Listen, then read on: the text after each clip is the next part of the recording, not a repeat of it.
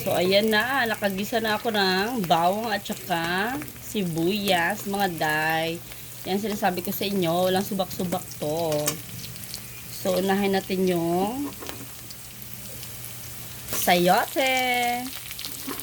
More sayote. Diba? Sayote pa rin. Tapos, isunod ang carrot. Carrot ba yan? Carrot. Ayan mga day. Carrot at saka sayote ating unahin. Halo-haloin ang over. Kahit walang subak, makagawa ka ng sakso yung mga day na walang subak-subak. Ito lang katapat niyan sa ending. Wait a minute lang ha. Tignan niyo yung sekreto. So, takpan na natin para ano. So, yun na. Pagkatapos niyan. Kasi, parang malambot na siya. Isunod natin yung iba pa.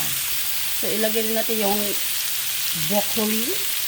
More broccoli. Yan.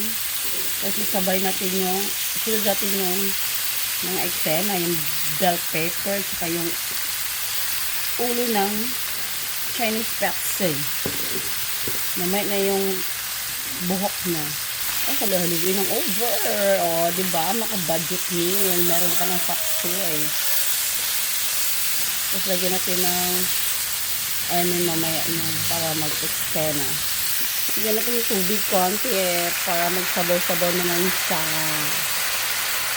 Diba? So, yan lang mga day. Pampalasa ay Knorr cubes. Konti lang. Tapos naglalagay din ako ng konting sugar, mild na asin, tapos haluin na ng over. O, diba? Namiuan. Pagkatapos niyang ganyan na yung mukha niya mga day, yung face niya, isunod na natin yung buhok ng Chinese petchay. Diba? Kasi madaling malambutin niyan, tapos ihaluin ng over.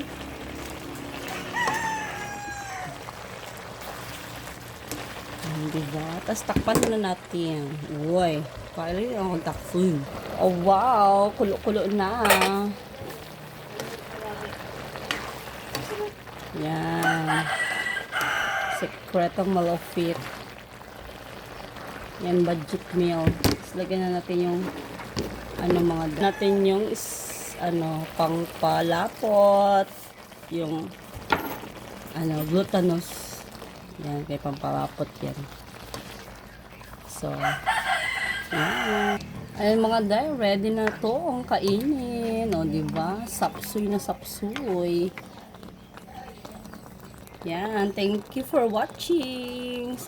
More subscribe, more fun.